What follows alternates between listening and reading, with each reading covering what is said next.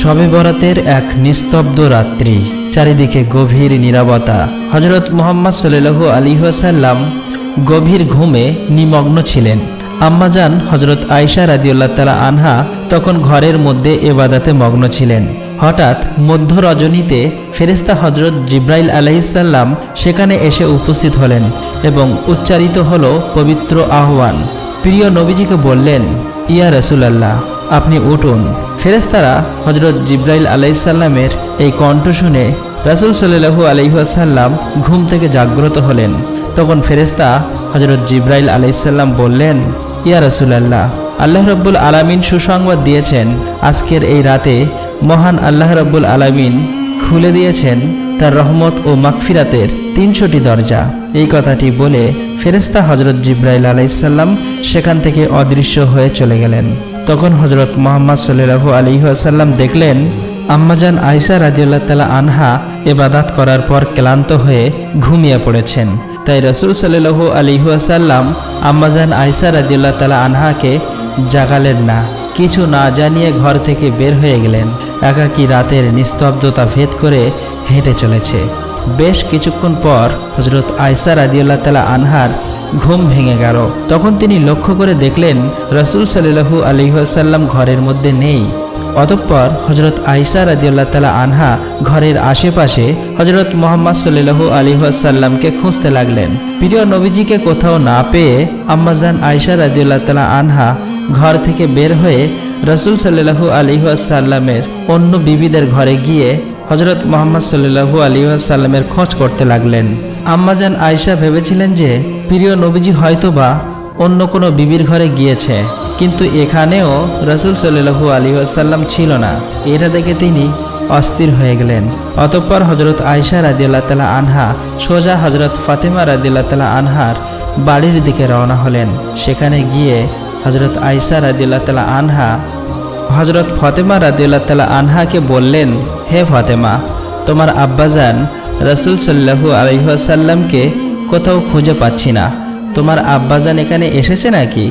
তখন হযরত ফাতেমা রাদিয়াল্লাহু তাআলা আনহা বললেন, আম্মাজান, না, এখানে তো আমার আব্বাজান আসেনি। তখন হযরত আলী রাদিয়াল্লাহু তাআলা আনহু নবীজিকে খোঁজার জন্য বের হয়ে গেলেন। হযরত আলী রাদিয়াল্লাহু তাআলা আনহুর পিছন পিছন হযরত হাসান ও হোসাইন রাদিয়াল্লাহু তাআলা আনহু এবং হযরত ফাতেমা রাদিয়াল্লাহু তাআলা আনহা এবং আম্মাজান আয়েশা রাদিয়াল্লাহু তাআলা আনহা বের হয়ে গেলেন। সবাই মিলে এদিকে ওদিকে খুঁজতে লাগলেন। অবশেষে মসজিদে এসে দেখলেন সেখানেও হযরত মুহাম্মদ সাল্লাল্লাহু আলাইহি ওয়াসাল্লাম নেই। তখন আম্মাজান আয়েশা রাদিয়াল্লাহু তাআলা আনহা বললেন, রাসূল সাল্লাল্লাহু আলাইহি ওয়াসাল্লাম কোথায় গেলেন? সব জায়গায় তো খুঁজেছি, অন্যান্য বিবিগণের ঘরেও খুঁজলাম, সেখানেও পেলাম না। আল্লাহর ঘর মসজিদে এসেও দয়ার নবীজিকে পেলাম না, তাহলে কোথায় গেল? তখন হযরত আলী রাদিয়াল্লাহু তাআলা আনহু বললেন, আমার মনে হয় দয়ার নবীজিকে মসজিদে পাওয়া গেল না। তাহলে হযরত মুহাম্মদ সাল্লাল্লাহু আলাইহি ওয়াসাল্লামকে কবরস্থান জান্নাতুল বাকিতে পাওয়া যেতে পারে। হযরত আলীর কথা শুনে সবাই মিলে জান্নাতুল বাকির দিকে রওনা হলেন। সেখানে এসে দেখেন যে রাসূল সাল্লাল্লাহু আলাইহি ওয়াসাল্লাম সিজদায় পড়ে রয়েছেন এবং সেই সিজদার নূর এবং রাসূল সাল্লাল্লাহু আলাইহি ওয়াসাল্লামের পবিত্র চেহারার নূরের জান্নাতুল বাকির কবরস্থান আলোয় আলোকিত হয়ে রয়েছে। অতঃপর হযরত ফাতেমা রাদিয়াল্লাহু তাআলা আনহা দয়ার নবীজির কাছে এসে উপস্থিত হলেন এবং নবীজিকে বললেন, ইয়া রাসূলুল্লাহ, ও আমার আব্বাজান, আপনার উপর কি কোনো ওহী নাজিল হচ্ছে নাকি? আপনি কোন শত্রুর কারণে এখানে এসে আত্মগোপন করেছেন?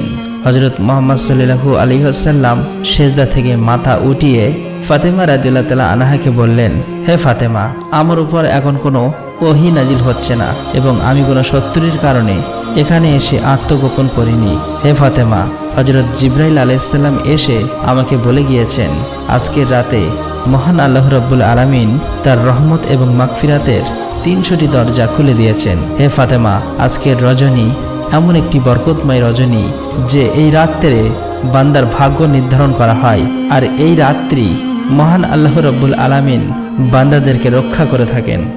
আর এই রাত্রি মহান আল্লাহ রাব্বুল আলামিন বান্দাদেরকে ক্ষমা করে দেন। এটা হলো অর্ধ শাবানের রাত, শাবান মাসের 14 তারিখের দিবাগত রাত। আল্লাহ তাআলা অর্ধ শাবানের রাত্রি তার বান্দার প্রতি মনোযোগ দেন। এবং ক্ষমা প্রার্থনাকারীদের ক্ষমা করে দেন এবং অনুগ্রহ প্রাপ্তিদের অনুগ্রহ করেন আর হিংসা পোষণকারীদের ছেড়ে দেন। হে ফাতেমা, আমি সেজদায় পড়েছিলাম জান্নাতুল বাকিতে যারা শায়িত আছে তাদের জন্য। মহান আল্লাহ রাব্বুল আলামিনের কাছে দোয়া প্রার্থনা করছি, কেননা আমি যা জানি তোমরা তা জানো না, আমি যা দেখি তোমরা তা দেখতে পাও না। আমি যখন কবরের কাছে এসে দাঁড়াই তখনই কবরে থাকা ব্যক্তিদের সঙ্গে মহান আল্লাহ তাআলা কীরূপ আচরণ করেন তা আমি বুঝতে পারি। তোমরা যেমন দিনের বেলা সব কিছু স্পষ্ট দেখতে পাও, আমি কবরের আযাব ঠিক তেমনি স্পষ্ট দেখতে পাই। হে ফাতেমা, আমি জান্নাতুল বাকিতে এসেছি আমার সাহাবীদের জন্য মহান আল্লাহ রাব্বুল আলামিনের কাছে মাগফিরাত কামনা করতে। মহান আল্লাহ রাব্বুল আলামিন যেন সবাইকে জাহান্নামের কঠিন আযাব থেকে নাজাত দান করেন। অবশ্যই তারা সকল মিলে জান্নাতুল বাকি থেকে বাড়ির দিকে রওনা হলো। অতঃপর পঞ্চম হিজরি শাবান মাস আল্লাহর রাসূল সাল্লাল্লাহু আলাইহি ওয়াসাল্লাম তার সাহাবীদের নিয়ে ফিরছেন বনি মুস্তালিকের যুদ্ধ থেকে। কিছু লোক আগে চলে গেল, সবাই ক্লান্ত, ধুলোমাখা চেহারা, তারা খুবই তৃষ্ণার্ত, তবু মনে শান্তি, কারণ তারা আল্লাহর রাস্তায় জিহাদ করে ফিরছেন। কিন্তু এই শান্তির মুহূর্তেই সামনে দেখতে পেয়েছিল একটি পানির কূপ, একজন মুজাহির, একজন আনসার। দুজনার মধ্যে ঘটে গেল এক ঘটনা। মুজাহির ভাই চিৎকার দিলেন, হে মুজাহিররা! আনসার ভাই ডাক দিলেন, হে আনসাররা! ব্যাস, শুধু এইটুকুই। কিন্তু দূরে বসে এক লোক এইসব দৃশ্য দেখছিল, তার চোখে জ্বলে উঠল এক বিষাক্ত আগুন। সে মনে মনে বলল, এই তো সুযোগ, এবার তাদের মধ্যে হিংসার আগুন ছড়িয়ে দেব। আসলেই সে ছিল মুনাফিকদের সর্দার নামে খ্যাত আব্দুল্লাহ ইবনে উবাই। এ নাম ইতিহাসের কালো অক্ষরে লেখা আছে মুনাফিকদের সর্দার নামে। মুখে বলতো লা ইলাহা ইল্লাল্লাহ, কিন্তু বুকে লুকিয়ে রাখত হিংসার বিষ। সেই সময় রাসূল সাল্লাল্লাহু আলাইহি ওয়াসাল্লাম মদিনায় আসার ঠিক আগে এই লোকটাকে মদিনার রাজা বানানোর প্রস্তুতি চলছিল। তার মুকুট প্রায় তৈরি হয়ে গিয়েছিল, কিন্তু ঠিক সেই মুহূর্তেই এলো ইসলাম, এলেন আল্লাহর রাসূল, আর ভেঙে গেল তার সব স্বপ্ন। সেই থেকে তার হৃদয়ে পুষে রাখা হিংসা, বিদ্বেষ আর ক্ষোভ জ্বলে উঠেছিল। সে বলল, আজ আমি মুসলমানদের ভেঙে দেব। অতঃপর আব্দুল্লাহ ইবনে উবাই তার সাথীদের কাছে গেল এবং কান্না করে বলল, প্রিয় ভাইরা, দেখছো তো এই মুজাহিদরা কিরূপ আচরণ করছে? আমাদের শহরে এসে এখন আমাদের উপর চড়াও হচ্ছে। আমরা তাদের আশ্রয় দিয়েছি, খাবার দিয়েছি, ঘর দিয়েছি, আর তারা আজ আমাদের সাথেই এমন ব্যবহার করছে, যা দেখে খুবই দুঃখ হয়। তাই আমরা সিদ্ধান্ত নিয়েছি মদিনায় ফিরে আমরা রাসূল ও তাদের অনুসারীদের বের করে দেব। আচ্ছা, আপনারাই বলুন, মুহাম্মদকে আমরা খাইয়ে মোটা তাজা করেছি, আর এখন তিনি আমাদের বিরুদ্ধে দাঁড়িয়েছেন। আরও অন্যান্য কথা বলে মানুষকে খেপিয়ে দিলেন এবং ষড়যন্ত্র করতে লাগলেন। যখন তিনি এইসব কথা বলছিলেন, সেখানে দাঁড়িয়েছিলেন এক কিশোর সাহাবী হযরত যায়েদ ইবনে আকরাম রাদিয়াল্লাহু তাআলা আনহু। বয়স কম, কিন্তু ঈমান পাহাড়ের মতো দৃঢ়। যখন এই খারাপ কথাগুলো শুনল, তার পুরো শরীর কেঁপে উঠল, বুকের ভিতর যেন কেউ ছুরি ঢুকিয়ে দিল। সে আর এক মুহূর্ত দেরি করল না, রাসূল সাল্লাল্লাহু আলাইহি ওয়াসাল্লামের বাড়ির দিকে রওনা হলেন। হযরত মুহাম্মদ সাল্লাল্লাহু আলাইহি ওয়াসাল্লামের কাছে এসে কান্না করে বলবে, কিন্তু কথা বেরোলো না। শুধু বললেন, ইয়া রাসূলুল্লাহ, আব্দুল্লাহ ইবনে উবাই আপনার সম্পর্কে শুধু এই কথাটা বলার পর চোখ দিয়ে টপ টপ করে জল পড়তে লাগলো, আর কথা বলতে পারলেন না। তখন রাসূল সাল্লাল্লাহু আলাইহি ওয়াসাল্লাম ধীরে ধীরে তার কাঁধে হাত রাখলেন এবং বললেন, শান্ত হও, নিঃশ্বাস নাও, তারপর বলো কি হয়েছে।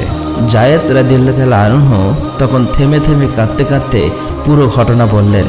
তারপর রাসূল সাল্লাল্লাহু আলাইহি ওয়াসাল্লাম ওমরকে ডাকলেন এবং সমস্ত ঘটনা হযরত ওমরের সাথে বললেন। এই কথা শুনে হযরত ওমর অত্যন্ত রেগে গেলেন। তখন তার চোখ দুটো লাল হয়ে গেল, চোয়ালা শক্ত হয়ে গেল। হযরত ওমরের হাতে ছিল তলোয়ার। সাথে সাথে তিনি গর্জে উঠলেন, ইয়া রাসূলুল্লাহ, আমাকে অনুমতি দিন, আমি এক্ষুনি এই মুনাফিকদের মাথা দেহ থেকে আলাদা করে দিচ্ছি। কিন্তু রাসূল সাল্লাল্লাহু আলাইহি ওয়াসাল্লাম তিনি ধীরে ধীরে মাথা নাড়ালেন এবং বললেন, শান্ত হও ওমর, যদি আমি তাকে হত্যা করি তাহলে মানুষ কি বলবে? মুহাম্মদ তার নিজের সাথীদেরই হত্যা করেন। তখন হযরত ওমর বললেন, কিন্তু ইয়া রাসূলুল্লাহ, এ তো মুনাফিক। রাসূল সাল্লাল্লাহু আলাইহি ওয়াসাল্লাম বললেন, মানুষ তো এটা জানে না ওমর, বাইরে থেকে দেখলে তো সে মুসলমান, সে কলেমা পড়ে, নামাজ পড়ে, মানুষ শুধু এটা দেখবে যে আমি একজন মুসলমানকে মেরে ফেললাম।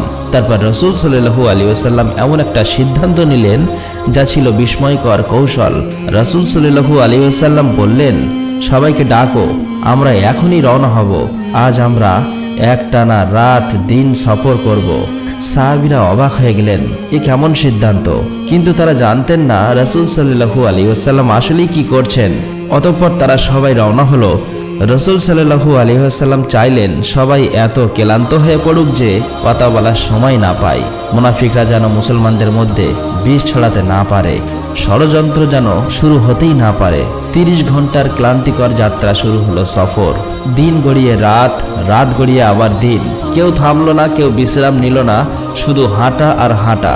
সবার পা ফুলে গেল, শরীরের ব্যথায় কাতর।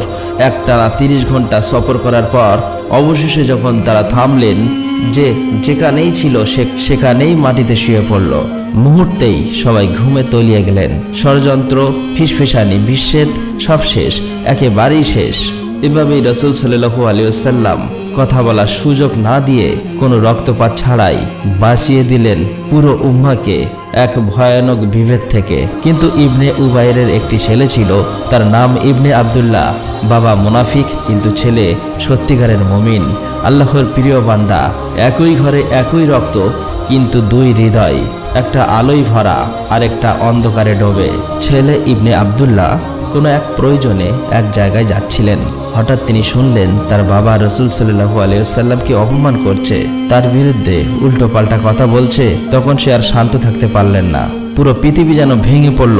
সাথে সাথে তিনি দৌড়ে গেলেন রাসূল সাল্লাল্লাহু আলাইহি ওয়াসাল্লামের কাছে।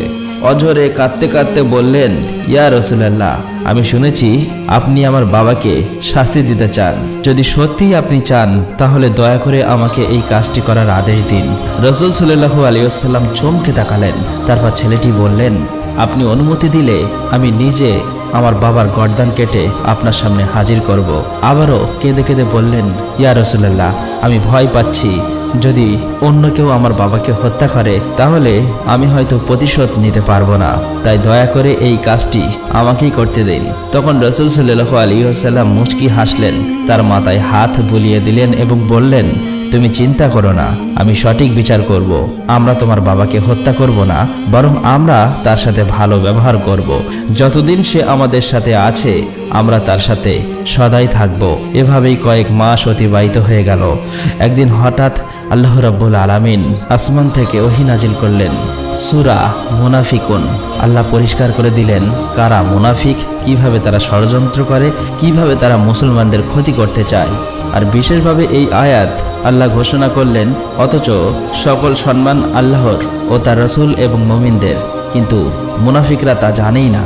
যখন এই আয়াত নাজিল হলো, আব্দুল্লাহ ইবনে উবাইয়ের মুখ শুকিয়ে গেল, মাথা নিচু হয়ে গেল, সব ষড়যন্ত্র ফাঁস হয়ে গেল। মানুষ তাকে ঘৃণার চোখে দেখতে লাগলো।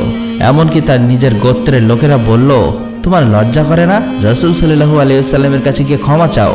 তার নিজের ছেলে তাকে বলল, আব্বাজান, আল্লাহর কসম, রাসূল সাল্লাল্লাহু আলাইহি ওয়াসাল্লামের কাছে ক্ষমা না চাইলে আমি আপনার সাথে কথা বলবো না, আপনি আমাদের ঘরে ঢুকতে পারবেন না।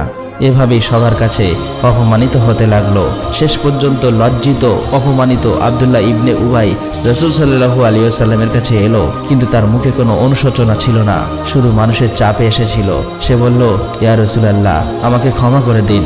কিন্তু রাসূল সাল্লাল্লাহু আলাইহি ওয়াসাল্লাম তাকে দেখলেন, তিনি জানতেন এই মানুষটার অন্তরে কি আছে। তবুও তিনি বললেন, তুমি যদি আন্তরিকভাবে ক্ষমা চাও আল্লাহ তোমাকে ক্ষমা করবেন। তবে জেনে রাখো, আল্লাহ সব দেখেন, সব জানেন। কিছুদিন পরে আব্দুল্লাহ ইবনে উবাই মারা গেল। তার শেষ মুহূর্তেও সে তওবা করলো কিনা কেউ জানে না। কিন্তু দেখুন রাসূল সাল্লাল্লাহু আলাইহি ওয়াসাল্লামের মহা অনুভবতা। যখন তার মৃত্যুর খবর এলো, হযরত ওমর বললেন, ইয়া রাসূলুল্লাহ, এই মুনাফিকদের জানাজা কিভাবে পড়ব? রাসূল সাল্লাল্লাহু আলাইহি ওয়াসাল্লাম বললেন, হে ওমর, সে ছিল আমাদের মধ্যে একজন, তার ছেলে আমাদের প্রিয় সাহাবী, তার পরিবার আমাদের পরিবার, আমি তাদের দুঃখের পাশে দাঁড়াবো। রাসূল সাল্লাল্লাহু আলাইহি ওয়াসাল্লাম নিজে তার জানাজায় গেলেন। একবার আবু জাহেল কয়েকজন কাফের মুনাফিকদের নিয়ে তার ঘরের দরজার কাছে একটি বড় গর্ত করতে লাগলো। তার সঙ্গী সাথী মুনাফিক কাফেররা বলল, হুজুর, এখানে গর্ত করে কি করবেন? আবু জাহেল শুধু হাসলো আর বলল, পরে বুঝতে পারবে। অতঃপর কয়েকদিন পর যখন গর্ত সম্পূর্ণ করলো, সেই রাতের বেলা আবু জাহেল তার কাফের মোনাফিক সঙ্গী সাথীদের নিয়ে নবীজিকে হত্যা করার ষড়যন্ত্র করছিল। তখন আবু জাহেল বলল, তোমরা মোহাম্মদকে গিয়ে বলবে যে চাচাজান খুবই অসুস্থ, তোমাকে ডেকে পাঠিয়েছে। আমি জানি এই খবর পাবা মাত্রই মোহাম্মদ আমাকে দেখতে আসবে, আর যখনই সে আমার ঘরের মধ্যে আসবে তখনই এই গর্তের মধ্যে পড়ে সে মৃত্যুবরণ করবে। এই খবরটি তোমরা প্রকাশ করবে না। আমি অসুস্থতার অভিনয় করে ঘরের মধ্যেই শায়িত থাকব। এই কথা শুনে কাফেরা উচ্চস্বরে হাসল। অতঃপর পরের দিন মুহাম্মদ সাল্লাল্লাহু আলাইহি ওয়াসাল্লামের বাড়ির দিকে রওনা হলো। সেখানে পৌঁছে তারা কান্না করে অভিনয় করে বলল, হে মুহাম্মদ, তুমি কি এখনো শোনোনি? তোমার চাচাজান খুবই অসুস্থ, মৃত্যুশয্যায় পড়ে আছে, তোমাকে দেখার ইচ্ছা প্রকাশ করছে। তুমি তাড়াতাড়ি তোমার চাচাজানকে গিয়ে একটা বারের জন্য দেখে এসো। এই খবর আমরা তোমার কাছে পৌঁছাতে এসেছি, তুমি এক্ষুনি রওনা হও। এই বলে তারা চলে এলো। দয়ার নবী এই কথা শোনা মাত্রই তার হৃদয়ে মায়া মমতা ভরে উঠল। রাসূল সাল্লাল্লাহু আলাইহি ওয়াসাল্লাম অস্থির হয়ে পড়ল। তাই কোনো কিছু চিন্তা না করেই আবু জাহেলকে দেখার উদ্দেশ্যে রওনা হলো। হাঁটতে হাঁটতে যখন তিনি আবু জাহেলের প্রায় বাড়ির কাছাকাছি এসে পড়ল, ঠিক তখনই আল্লাহ রাব্বুল আলামিন হযরত জিব্রাইল আলাইহিস সালামকে বললেন, হে জিব্রাইল, তুমি তাড়াতাড়ি যাও, আমার বন্ধু প্রিয় হাবিবকে এই খবর জানিয়ে দাও। আবু জাহেল তার জন্য ষড়যন্ত্র করেছে, সে যেন কোনো মতেই তার ঘরের মধ্যে প্রবেশ না করে। এই আদেশ পাওয়ার সাথে সাথেই হযরত জিব্রাইল আলাইহিস সালাম হযরত মুহাম্মদ সাল্লাল্লাহু আলাইহি ওয়াসাল্লামের কাছে এসে উপস্থিত হলেন এবং বললেন, ইয়া রাসূলুল্লাহ, আপনি আর এগোবেন না, আল্লাহ রাব্বুল আলামিন সেখানে যেতে নিষেধ করেছেন। তারপর সমস্ত ঘটনা খুলে বললেন। অতঃপর হযরত মুহাম্মদ সাল্লাল্লাহু আলাইহি ওয়াসাল্লাম আর এগোলেন না, নিজের বাড়ির পথেই ফিরে আসলেন। অনেক সময় অতিক্রম করার পর আবু জাহেল দেখল প্রিয় নবীজি তার ঘরে আসছে না। তখন তিনি অস্থির হয়ে পড়ল। সেই সময় কয়েকজন কাফের আবু জাহেলের কাছে এসে বলল, হুজুর, মুহাম্মদ সাল্লাল্লাহু আলাইহি ওয়াসাল্লাম বাড়ি ফিরে গেছে, আর কয়েক কদম আসলেই গর্তে পড়ত, কিন্তু জানি না কেন সে ফিরে গেল। এই খবর শুনে আবু জাহেল লাফিয়ে উঠল। সে বলল, কেন ফিরে গেছে? সবাই বলল, আমরা তো জানি না হুজুর। তখন আবু জাহেল নিজেই মুহাম্মদকে ডেকে আনার জন্য যেমনই ঘরের বাইরে পা দিতে গেল, আর তখনই নিজের খোঁড়া গর্তে নিজেই পড়ে গেল। সে কিছু বুঝতে পারল না, তার মনেও ছিল না যে সে নিজেই গর্ত করেছিল মুহাম্মদকে ফেলবে বলে, কিন্তু নিজেই সেই গর্তে পড়ল। আর তখনই আল্লাহ রাব্বুল আলামিন ওই ঘর থেকে নির্দেশ দিল, হে গর্ত, আরো প্রশস্ত, আরো বড় হয়ে যাও। সাথে সাথে গর্ত আরো বড় হয়ে গেল। এটা দেখে আবু জার চিৎকার করে কাঁদতে লাগলো, আর নিচে থেকে তার সঙ্গী সাথীদের বলতে লাগলো, আমাকে বাঁচাও, তোমরা বাঁচাও। এই কথা শুনে উপরে থাকা সকল সঙ্গী কাফের মুনাফিকরা বলল, হুজুর, এত বড় গর্ত থেকে আমরা তোমাকে কিভাবে উদ্ধার করব? এটা আমাদের পক্ষে কখনোই সম্ভব না। তখন আবু জাহেল বুঝতে পেরেছিল গর্ত তো সে ছোট ছিল, কিন্তু কিভাবে এত বড় হয়ে গেল সে বুঝে গিয়েছিল। এখান থেকে উদ্ধার করতে হলে একমাত্র মুহাম্মদকে দরকার। তখন গর্তের নিচে থেকে চেঁচিয়ে বলল, তোমরা মুহাম্মদকে গিয়ে বলো তোমার চাচা আবু জাহেল যে ষড়যন্ত্র করেছিল তার জন্য দুঃখিত এবং সে ক্ষমা চাইতে রাজি। দয়া করে এখন তাকে উদ্ধার করুন। অতঃপর আবু জাহেলের কয়েকজন সঙ্গী সাথী রাসূল সাল্লাল্লাহু আলাইহি ওয়াসাল্লামের কাছে এসে বললেন, হে মুহাম্মদ, তোমার চাচা খুবই বিপদে আছে, দয়া করে তাকে উদ্ধার করুন। সে বলেছে ক্ষমা চাইব এবং কলেমা পড়ব। এই কথা শুনে দয়ার নবীজি আর চুপ থাকতে পারলেন না। সাথে সাথেই আবু জাহেলকে উদ্ধার করার জন্য সেই গর্তের কাছে চলে আসলেন এবং দেখলেন আবু জাহেল গর্তের একেবারে নিচে আছে। নবীজিকে দেখা মাত্রই আবু জাহেল কান্না করে বলল, হে মুহাম্মদ, আমি ভুল করেছি, আমাকে যেভাবেই হোক উপরে তোলো। এই কথা শোনা মাত্রই দয়ার নবীজি তার রহমতের হাতখানা যেমনই গর্তের মধ্যে প্রবেশ করলো, আর তখনই একেবারেই প্রশস্ত হয়ে নিচে চলে গেল। অতঃপর আবু জাহেল সেই রহমতের হাতের সাহায্যে উপরে উঠে আসলো। তখন নবীজি সাল্লাল্লাহু আলাইহি ওয়াসাল্লাম বললেন, চাচা যান, আপনি একেবারেই কলেমা পড়ুন। তখন আবু জাহেল বলল, হে মুহাম্মদ, আমি তো ভেবেছিলাম কলেমা পড়ব, কিন্তু তুমি যে এত বড় জাদুঘর তা কখনোই জানি না। এত বড় গর্তে হাত দেওয়া মাত্রই কিভাবে তোমার হাত আমার কাছে পৌঁছালো? এটা জাদু ছাড়া আর কিছুই নয়। অতএব তুমি জাদুঘর, আমি কিভাবে কলেমা পড়ব বলো? এই কথা শোনা মাত্রই তার পাশে থাকা সকল সঙ্গী সাথীরা সবাই উচ্চস্বরে হাসতে লাগলো, কিন্তু দয়ার নবীজি স্তব্ধ হয়ে গেল এবং খুবই মন খারাপ করে বাড়ির দিকে ফিরে আসতে লাগলো। প্রিয় দর্শক, যখন আমরা প্রিয় নবীজির এই সকল গল্প পড়ি চোখের জল চলে আসে।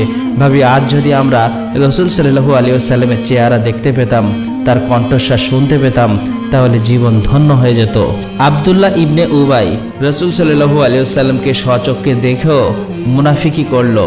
আবু জেহেল দয়ার নবীজিকে দেখার পরেও, বোঝার পরেও তাকে জাদুঘর বলল।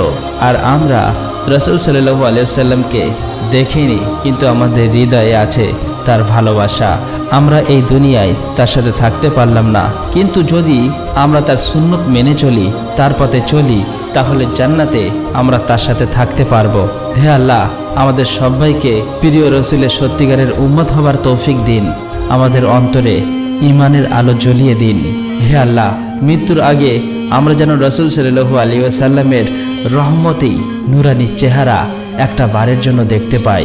হে আল্লাহ, আমরা যেন রাসূল সাল্লাল্লাহু আলাইহি ওয়াসাল্লামের সাথে জান্নাতে মিলিত হতে পারি। আল্লাহ রাব্বুল আলামিন আমাদের সকলের দোয়া কবুল করুক এবং সমস্ত আশা পূর্ণ হবার তৌফিক দান করুক। আমরা সকলেই বলি আমিন।